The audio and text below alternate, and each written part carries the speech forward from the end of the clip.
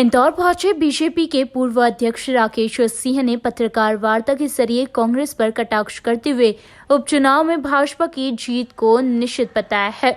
उन्होंने कहा, दलितों, आदिवासियों और आरक्षण के नाम पर कांग्रेस पिछले 56 सालों से राजनीति कर रही है, लेकिन अब दलित वर्ग भी कांग्रेस के इस रूप को पहचान चुके हैं। 56 साल में भी इनकी स्थिति में कोई सुधार नहीं हुआ, लेकिन असल मायने में इनके लिए काम होता तो वर्तमान सरकार को इनकी चिंता करने की जरूरत ही नहीं पड़ती। आज़ादी के बाद से हमेशा कांग्रेस ने दलित भाइयों के नाम पे, आदिवासी भाइयों के नाम पे, आरक्षण के नाम पर अपना वोट बैंक बनाया, लेकिन हमेशा उनका उपयोग किया।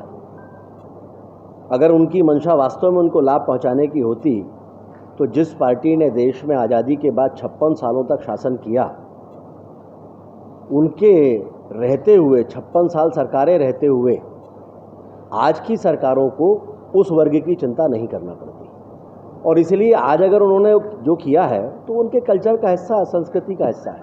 वहीं 24 सीटों पर होने वाले उपचुनाव पर जीत की ताल ठोकते हुए राकेश सिंह ने कहा, कोई भी सीट ऐसी नहीं है जिस पर उन्हें पार्टी की स्थिति कमजोर नजर आए। कांग्रेस के 22 विधायकों सहित सिंधिया के भाजपा में शामिल होने पर राकेश सिंह ने कहा, वह लोग समरसता के साथ पार्टी में आए हैं, उनके आदर और सम्मान का ख्याल रखा जाएगा। भाजपा के पोस्टरों से सिंधिया के गायब होने और कांग्रेस द्वारा इसे मुद्दा बनाए जाने पर सफाई भी सिंह ने दी। उन्होंने कहा, सिंधिया सम्मानीय नेता है, उन्हें सम्मान के साथ उचित फोरम पर स्थान भी मिल रहा है।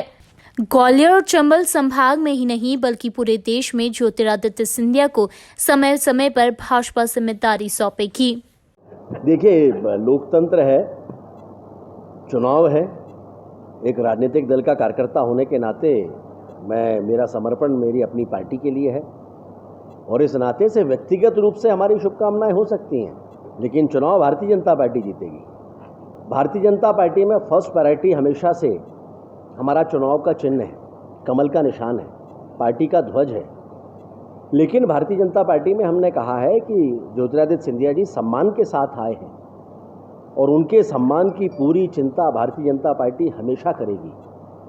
और जिस तरह से भारतीय जनता पार्टी की रीति नीतियों के साथ वो आत्मसात हुए हैं, उससे भारतीय जनता पार्टी के सभी कार्यकर्ता और नेता सभी बहुत सहज महसूस कर रहे हैं। ग्वालियर चंबल अंचल में फेस रहेंगे क्या भाई साहब? ग्वालियर चंबल अंचल निश्चित रूप से ग्वालियर चंबल अंचल ही क्यों, पूरे मध्य प्रदेश में भारतीय जनता पार्टी उनका उपयोग करेगी। देखिए, इसको इस रूप में नहीं लिया जाना चाहिए। कांग्रेस और भारतीय जनता पार्टी की संस्कृति में बहुत फर्क है। ज्योतिरादित्य सिंधिया जी सम्मानीय नेता हैं, भारतीय जनता पार्टी में आज वो हैं, कार्यकर्ता हैं, नेता हैं, और इसलिए भारतीय जनता पार्टी की रीति नीति के अनुरूप जहाँ जहाँ भी आवश्यकता होगी उनका स्थान फोटो में भी होगा, मंच पर भी होगा, और जहाँ यथा योग्य उनको सम्मान मिलना चाहिए वो हमेशा मिलता रहेगा, क्योंकि अब वो भारतीय जनता पार्टी के कार्यकर्ता हैं। लेकिन मैंने कहा है कि हमारे सम्मानीय नेता हैं वो हमारे यहाँ कहावत है, खिसियानी बिल्ली खंबा नोचे।